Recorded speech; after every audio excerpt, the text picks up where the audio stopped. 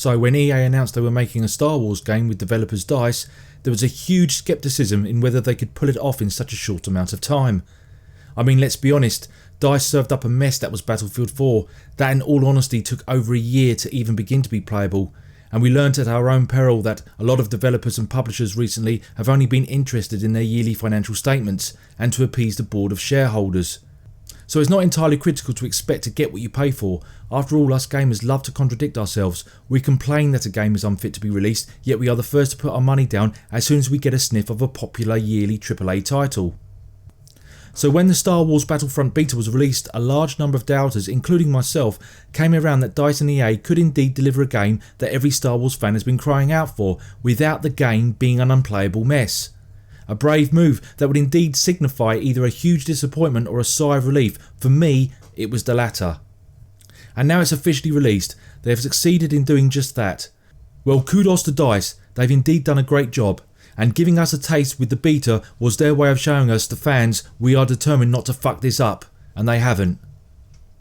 I've been playing the EA Early Access release on the Xbox One, and although the poorest in quality, I still had a great deal of fun and was surprised by a few modes, especially the underrated Fighter Squadron. So when you start Star Wars Battlefront, you get the options of multiplayer and missions.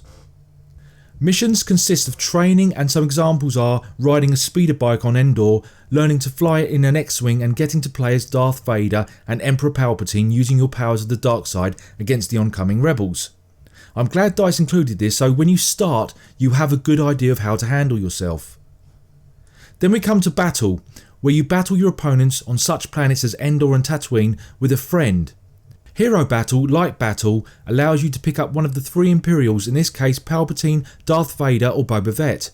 The Rebel heroes, which consist of Luke Skywalker, Princess Leia and Han Solo.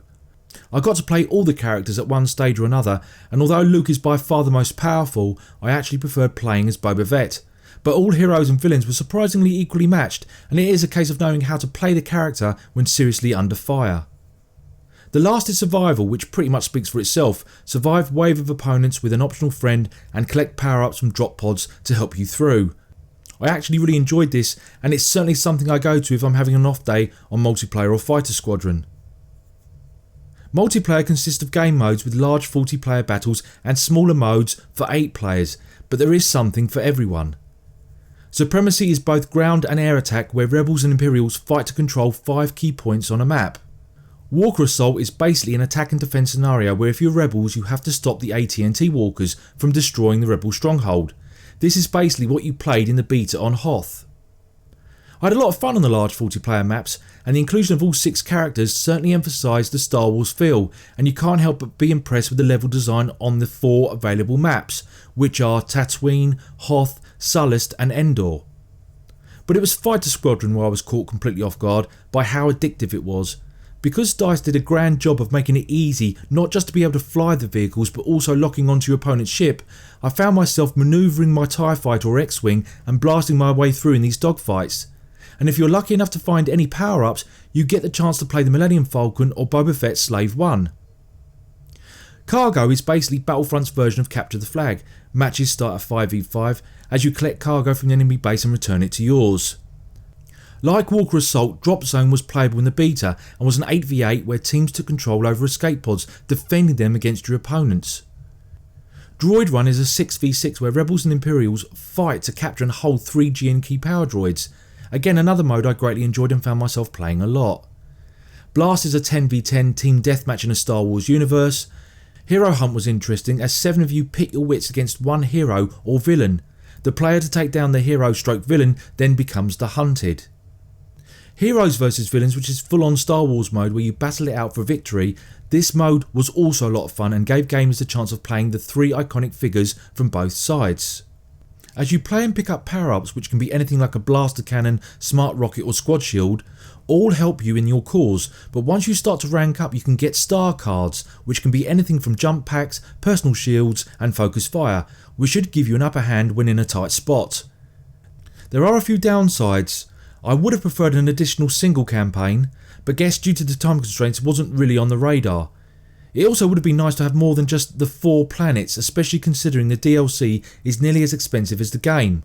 although we're not entirely sure what it will consist of other than the obvious more maps and more playable characters. This game does not fall into the realm of Destiny or Call of Duty despite similarities. However, when you start playing it will feel like the contemporary multiplayer shooter. It's not till you've spent some time with Star Wars Battlefront that you appreciate what DICE has done with the licence, and you realise that the game stands on its own, albeit in the middle. But for me it had a pull, and that of course was the Star Wars universe. And although the modes available are just slight variations of what's already available in other shooters, I couldn't help be drawn back to the game whether it was for a multiplayer online experience or a game of Fighter Squadron. DICE should be applauded. This was by no means an easy feat, and if you can accept it for what it is, then like me you'll be extremely happy with the outcome. All the above multiplayer missions have been featured in individual videos I've uploaded to my channel. So please check them out, and while you're there please like this video and subscribe to my channel. Thanks for watching, and until next time.